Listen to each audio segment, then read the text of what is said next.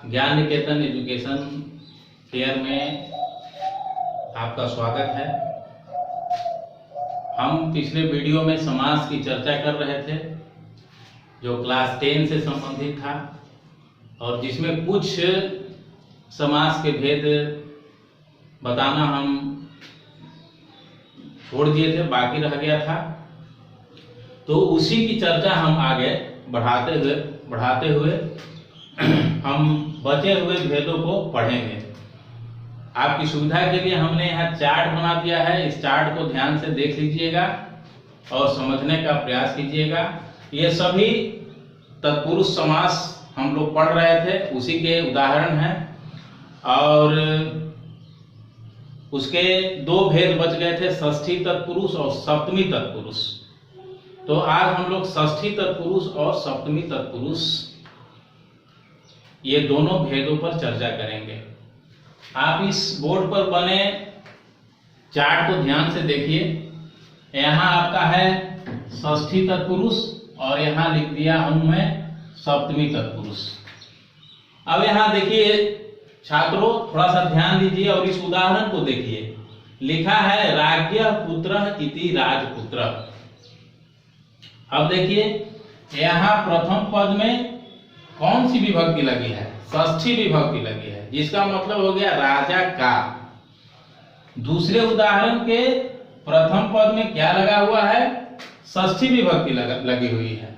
विप्रस्य, इसका मतलब हो गया ब्राह्मण का। इसी तरह हम कई ऐसे उदाहरण लिख सकते हैं जिसके प्रथम पद में षष्ठी विभक्ति लगी रहनी चाहिए और जब प्रथम पद में षष्ठी विभक्ति लगी होगी तो उसे हम आंख मूंद करके षष्ठी तत्पुरुष समास कह देंगे। तो इसके और भी लिख सकते हैं हम।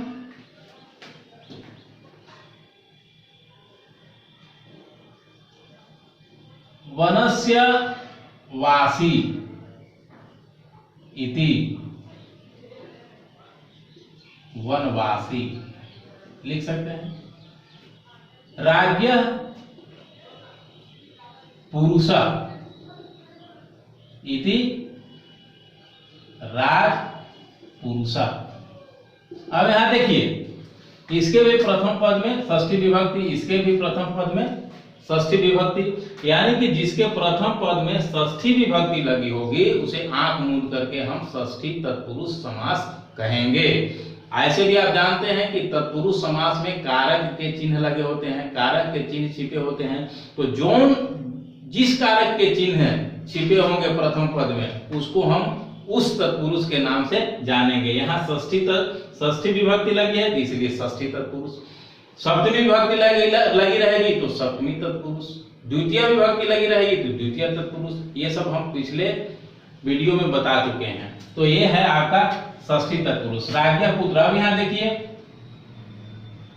उत्तर पद की प्रधानता होती है, तत्पुरुष समास में उत्तर पद की प्रधानता होती है। तो देखिए पुत्र, ये उत्तर पद है, ये उत्तर पद है। ये सभी में किसी प्रकार का परिवर्तन नहीं हो रहा है और इसके चिन्ह को हम हटा दे रहे हैं और इसके मूल शब्द को इसके साथ जोड़ रहे हैं। राजपुत्र हो गया मतलब राजा का लड़का, विप्रपुत्र मतलब ब्राह्मण का लड़का, वनस्यवासी मतलब वनवासी, वन में रहने वाला, और राज्ञ पुरुष इति राजपुरुष मतलब राजपुरुष, जिसको हम सैनिक कहते हैं। अब इसी तरह आइए सप्तमी तत्पुरुष। सप्तमी तत्पुरुष को समझिए कि सप्तमी तत्पुरुष किन किन शब्दों में लगेगा। तो उन शब्दों को मैं यहाँ लिख दिया हूं और उसका अर्थ भी लिख दिया हूं ताकि आपको समझने में कोई दिक्कत नहीं हो। तो यहाँ देखिए सौंडा मतलब निपुण, प्रवीण निपुण, पंडित निपुण, धूर्त निपुण, हितवह चालाक, कुशला कुशल, चपला चंचल, पटु होशियार, निपुण निपुण, वीर वीर, सिद्ध उबलना, शुष्क सूखना, पकना और बंध मतलब बंधना या बांधना। अब देखिए इन सबों के साथ भी सप्तमी तत्पुरुष होगा। इन सभी के साथ भी क्या होगा? सप्तमी तत्पुरुष होगा। अब देखिए यहाँ शास्त्रे, रणे, वाणिजी, वार्तायाम, कर्मणि, गत्याम, कार्ये, संगीते, दाने, कटाहे, हाथ पे, तैले और स्तंभे, ये सभी पदों में सप्तमी विभक्ति लगी है।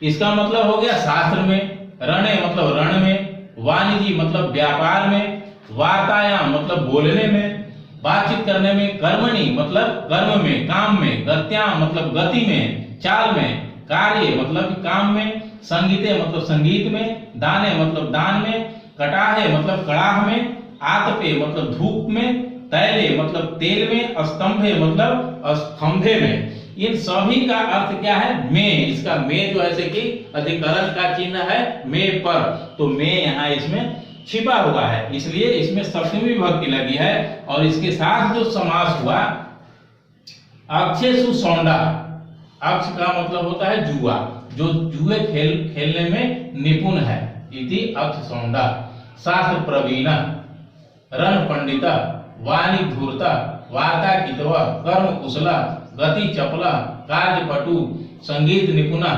दान वीरा, कटाह सिद्धा, आतप शुष्का, तैल पक्वा, स्तंभ बंधा। मतलब इसका आपको समझने के लिए मैं यहाँ अर्थ भी लिख दिया हूं। तो आशा है आप इस तत्पुरुष के दोनों भेद को समझ गए होंगे। हाँ, तो छात्रों इस प्रकार हम लोग आज तत्पुरुष समास को पढ़ लिए। और तत्पुरुष समास के बाद जो अगला समास आपको पढ़ना है वह है बहुव्रीहि समास। वह कौन है? बहुव्रीहि समास। तो छात्रों बहुव्रीहि समास को थोड़ा सा ध्यान से समझने की जरूरत है, क्योंकि इसमें अक्सर स्टूडेंट मिस्टेक कर देते हैं। मिस्टेक कहां करते हैं, कैसे करते हैं, ये मैं आपको अभी बता रहा हूं। सबसे पहले मैं यहां 4 उदाहरणों को लिखा हूं, यह देखिए 1, 2, 3 और 4। यह हो गया फर्स्ट, यह हो गया सेकंड, यह हो गया थर्ड और ये हो गया फोर्थ। इस उदाहरण को ध्यान से आप देखिए, बहुत ध्यान से देखिए। श्वेतम अंबरम यस्या सा इति श्वेतांबरा, पीतम अंबरम यस्य स इति पीतांबरा। पहले इस 2 को हम समझेंगे, पहले इन दोनों उदाहरणों को समझेंगे। आपको समझने के लिए मैं यहां लिख दूं एक बात मैं यहां लिख दूं कि पीतम अंबरम इति पीतांबरम। थोड़ा इसको ध्यान से देखिए छात्रगण, इसको थोड़ा ध्यान से देखेंगे कि पीतम अंबरम इति पीतांबरम, और यहां भी है पीतम अंबरम और पीतांबर है। यहां पीतांबरम है और यहां पीतांबर है। तो थोड़ा सा इसको आप लोग ध्यान से देखेंगे। और पहले समानता देखिए कि समानता इसमें क्या क्या है। तो पहली समानता यह है कि ये है विशेषण और ये है विशेष। तो छात्र आप विशेष और विशेषण किसे कहते हैं ये तो जानते होंगे। जिसकी विशेषता बतलाई जाए वो विशेष है, और जो विशेषता बतलाए वो विशेषण। तो यहां मूल रूप से बहुव्रीहि समास में इन्हीं 2 बात का ध्यान रखना है, विशेष और विशेषण। अब यहां देखिए ये अंबर है, अंबर मतलब कपड़ा, अंबर मतलब कपड़ा, और पीतम, पीतम मतलब पीला, पीला कपड़ा। और यहां भी हमने लिखा, इसका भी मतलब है पीतम अंबरम, पीला कपड़ा। अंतर कहां है? यहां हमने पीतांबरम लिखा और यहां हमने पीतांबरह लिखा। क्यों? अब इसी को समझना है, और इसको अगर समझ गए तो बहुव्रीहि समास को आप समझ गए, इसमें कोई दिक्कत नहीं होगा। यहां भी विशेष है अंबरम और यहां भी पीतम क्या है? विशेषण है, यानी कपड़ा कैसा है? पीला है। इस तो छात्रों आप यहां देखिए, पीला कपड़ा, पीतम अंबरम, मतलब इसका मतलब हो गया पीला कपड़ा, ये कर्मधारय समास हो गया। लेकिन यहां जैसे ही लिखते हैं कि पीतम अंबरम, तो इसका मतलब हो गया कि पीला कपड़ा वाला, पीला कपड़ा नहीं, इसका मतलब हो गया पीला कपड़ा वाला, पीला कपड़ा वाला, जिसका पीला कपड़ा होगा। तो पीला कपड़ा किसका है? विष्णु का। अब देखिए समानता कितना मेल खा रहा है, और यही कंफ्यूज कर जाइएगा कि किसको हम कर्मधारय कहें और किसको हम बहुव्रीहि कहें। तो ये पीला और कपड़ा ये दोनों मिले, और दोनों मिल करके आज जो अर्थ प्रकट किए, उसका मतलब पीला कपड़ा नहीं हुआ, उसका मतलब क्या हो गया? विष्णु। यानी कि ये दोनों के अर्थ से भिन्न, यानी तीसरा अर्थ प्रकट हो गया, यही बहुव्रीहि है। तेसर अर्थ करे जो कोई, बहुव्रीहि मानिए सोई, उसको बहुव्रीहि मान लीजिए, जो तीसरा अर्थ प्रकट करता है। और यहां तीसरा अर्थ प्रकट नहीं कर रहा है। अब इसी तरह के उदाहरण हम जो देखते हैं, लंबम उदरम। लंबम उदरम मतलब लंबम मतलब लंबा, उदर मतलब पेट, लंबा पेट। अब एक लंबा पेट हो गया, लंबम उदरम इति लंबोदरम जब लिखेंगे, लंबोदरम, तब वो कर्मधारय हो जाएगा। और जैसे ही लंबोदरः लिखते हैं तो इसका मतलब होता है लंबा पेट वाला। तो लंबा पेट वाला कौन है? गणेश। तो लंबोदरः बहुव्रीहि समास और लंबोदरम कर्मधारय समास। अब यहां आप ध्यान दीजिएगा, इसमें मिस्टेक मत कीजिएगा। अब देखिए समानता क्या है? ये विशेष है और ये इसका विशेषण है। तो अनुवाद खंड में आप पढ़े होंगे कि विशेषण विशेष के अनुसार बदल जाता है, यानी कि विशेष में जो भी विभक्ति लगी होगी वही विशेषण में भी लग जाएगा। तो यहां देखिए दोनों सेम है, श्वेतम अंबरम, पीतम अंबरम, और ये आपको सब में मिल रहा है, कॉमन ही है इतना। देखिए इसमें भी है, इसमें भी है, वो इसको लिखेंगे सब में। मेन आपको समझना है इन दो पदों को, यानी कि ये दो पद का अर्थ न होकर के वो कौन सा अर्थ प्रकट कर देते हैं? तीसरे का अर्थ प्रकट कर देते हैं। तो छात्रों अब श्वेतांबरा, अब देखिए यहां श्वेतम अंबरम, श्वेतम मतलब उजला, अंबरम मतलब कपड़ा, हम उजला कपड़ा जिसका हो, तो कौन है? श्वेतांबरा, यानी कि सरस्वती। उजले वस्त्र वाली कौन है? सरस्वती। अब यहां देखिए स्त्रीलिंग है इसलिए यस्य लगा दिए, पुल्लिंग है इसलिए यस्य लगाए, स्त्रीलिंग है इसलिए सा, वह के लिए सा लगाए, और पुल्लिंग है इसलिए यहां वह के लिए स शब्द है। अब दो छात्रों इनसे, इनके अर्थ से आप परिभाषा निकाल सकते हैं। इनके अर्थ को समझने से हमको क्या लगा कि जो समास बना, देखिए ये प्रथम पद है, ये पूर्व पद है, और ये उत्तर पद, ये पूर्व पद और ये उत्तर पद। तो ना इसमें पूर्व पद की प्रधानता हो रही है और ना इसमें उत्तर पद की प्रधानता हो रही है। ये दोनों के अतिरिक्त तीसरे पद की प्रधानता यहां हो जा रही है, तीसरा अर्थ प्रकट किया जा रहा है। तो इसकी परिभाषा ऑटोमेटिक हम लोग निकाल लिए कि अन्य पद प्रधान बहुव्रीहि, जिसमें अन्य पद की प्रधानता हो, जिसमें तीसरे पद की प्रधानता हो, अन्य पद की प्रधानता हो, उसे हम बहुव्रीहि समास कहते हैं। अब इसका हम परिभाषा क्या लिख सकते हैं कि अन्य पदार्थ प्रधान बहुव्रीहि हो गया। इसकी परिभाषा कि जिसमें अन्य पद की प्रधानता हो उसे हम बहुव्रीहि समास कहते हैं। यथा में देख लीजिए, यथा में यहां देखिए। अब ये इस एग्जाम्पल को आप लोगों ने आशा है समझ लिया होगा। अब यहाँ दूसरा एग्जाम्पल देखिए कि देखिए इसमें जो विभक्ति लगी है वो इसमें नहीं है।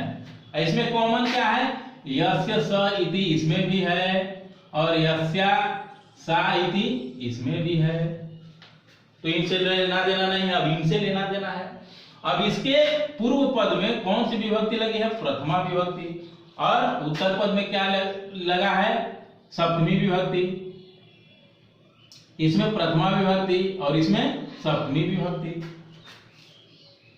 और इसमें दोनों सेम था। जिसमें जो है से कि इसमें जो विभक्ति लगी थी वो इसमें भी था, लेकिन यहां भिन्न है। यानी कि यह और इसका जो समस्त पद बना, इसका जो समस्त पद बना चंद्रशेखर, यहां देखिए, और वीणा पानी, तो चंद्रशेखर का मतलब इसका अर्थ क्या हुआ, चंद्र मतलब चंद्रमा, शेखरे मतलब शिखर पर, मस्तक पर, यस्य माने जिसके, स माने वह जिसके शिखर पर, जिसके मस्तक पर चंद्रमा हो उसको चंद्रशेखर कहेंगे। और चंद्रशेखर मतलब भगवान शंकर, चंद्रशेखर मतलब शंकर, है ना। तो तीसरा अर्थ यहाँ क्या है, चंद्रशेखर मतलब शंकर। और वीणा पाणव यस्य सा वह जिसके हाथ में वीणा हो, पाणी मतलब हाथ, पाणी मतलब हाथ, है ना। तो जिसके हाथ में वीणा हो यानी वीणा पाणी अर्थात सरस्वती, अर्थात सरस्वती। यहां हम लिख दे अर्थ के लिए सरस्वती, विष्णु, शंकर, सरस्वती। अब यहां देखिए इसके प्रथम पद में दूसरी विभक्ति, इसके उत्तर पद में दूसरी विभक्ति, तो इसके आधार पर हमने बहुव्रीहि समास को 4 भागों में बांट दिया, 4 भागों में बांट दिया। बहुव्रीहि समास को कितने भागों में बांट दिया, 4 भागों में बांट दिया। समान विभक्तियां हैं इसलिए इसको कह दिया समानाधिकरण, समानाधिकरण।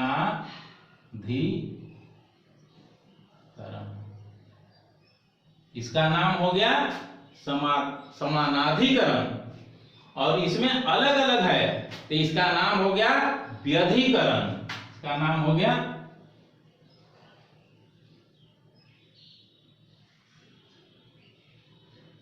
व्यधिकरण। अब यहां देखिए इसमें इतना सब में मिल रहा है, और इसके प्रथम पद में क्या रहा है, तृतीय विभक्ति है। इसके प्रथम पद में तृतीय विभक्ति है, तो तृतीय विभक्ति से युक्त पद, तृतीय विभक्ति से युक्त पद जब सह अव्यय के साथ जुड़ जाएगा, तृतीय विभक्ति से, छात्रों याद रखिएगा, तृतीय विभक्ति से युक्त पद जब सह अव्यय के साथ जुड़ जाएगा और वो जो बहुव्रीहि समास बनाएगा उसको हम कहेंगे, उसको हम क्या कहेंगे, तुल्य योग बहुव्रीहि, उसको कहेंगे तुल्य योग, उसको क्या कहेंगे, तुल्य योग, तुल्य योग। और सह अव्यय जो है इसका हम, इसके लिए हम स का भी प्रयोग करते हैं। जैसे देखिए यहां सजल, सपरिवार, सजल, जले न सह विद्यमान, माने जो जल के साथ विद्यमान है वो सजल, मतलब सज्जल, सजल का मतलब क्या हो गया, सजल का मतलब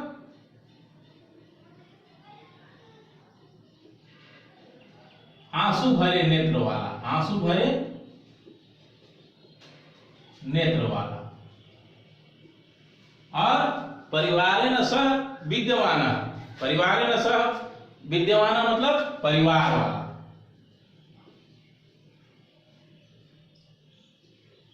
परिवार वाला। है ना। अब देखिए चौथा उदाहरण को देखिए छात्रों, दंडश्च गृहीत्वा इदं युद्धं प्रवृत्तम इति दंडा दंडी, और केशेषु गृहीत्वा इदं युद्धं प्रवृत्तम इति केशा केशी। अब देखिए यहाँ दंडश्च दंड ही है, दंड मतलब तृतीया विभक्ति, दंड शब्द का रूप चला है दंड, दंड का तृतीया विभक्ति में मिलेगा दंड है ना, दंडे न दंडाभ्याम दंड है कि नहीं, दंडश्च इसमें तृतीया विभक्ति, और केशेषु इसमें सप्तमी विभक्ति। तो तृतीया विभक्ति और सप्तमी विभक्ति से युक्त जब लड़ाई झगड़ा वाला बात हो, युद्ध की प्रवृत्ति वाला बात हो, इदम युद्धम प्रवृत्तम, तब वहां जो समास होता है उसको कहते हैं व्यतिहार। उसको क्या कहते हैं? व्यतिहार, या इसे लोग कर्म व्यतिहार के नाम से भी जानते हैं। कर्म व्यतिहार, व्यतिहार बहुव्रीहि समास कहिए या कर्म व्यतिहार, और इसका मतलब हो गया दंडा दंडी। दंडा दंडी मतलब लाठा लाठी, लाठा लाठी, लाठी से झगड़ा करना। और केसा केसी मतलब इसको क्या कर सकते हैं? झोंटा झोंटी, हम लोग आम भाषा में कह सकते हैं झोंटा झोंटी, या झंकुरा झंकुरी जो कहते हैं, लड़ाई झगड़ा करने की प्रवृत्ति। ये तो इस तरह से हमने समानाधिकरण, व्यधिकरण, तुल्य योग और व्यतिहार या कर्म व्यतिहार बहुव्रीहि समास के चारों भेद को भी हम पढ़ लिए। और छात्रों मैं बता देता हूं कि ये फर्स्ट, सेकंड और ये फोर्थ, ये तीन ही सब बहुव्रीहि समास में ज्यादा प्रचलित हैं। ये तुल्य योग का प्रयोग उतना अब नहीं होता है, कोई कोई किताब में आपको नहीं भी मिलेगा इसका भेद, कहीं कहीं आपको तीन ही भेद मिलेंगे। तो इससे भी कोई कंफ्यूजन में नहीं पड़ना है कि सर तो चार को बताए थे, हाँ हम जो है कि यहाँ किताब में तीनों को मिल रहा है। तो ये अब इसका प्रयोग नाम मात्र का होता है, तो इसलिए आप इसको आशा है समझ गए होंगे। फिर से एक बार इसको हम समझ लेते हैं। परिभाषा अन्य पदार्थ प्रधान बहुव्रीहि, जिसमें अन्य पद के अर्थ की प्रधानता होती है उसे बहुव्रीहि समास कहते हैं। और बहुव्रीहि समास के कितने भेद हैं? चार भेद हैं। कौन कौन? फर्स्ट है समानाधिकरण, व्यधिकरण, तुल्य योग और व्यतिहार या कर्म व्यतिहार। और हमने छात्रों आपको समझने के लिए यहाँ एग्जाम्पल भी दे दिया और उसको हम समझा भी दिया, इसलिए आशा है कि आप इसको समझ गए होंगे। और इसके बाद आपका बच जाता है अव्ययी भाव समास, जिसकी चर्चा हम अगले वीडियो में करेंगे।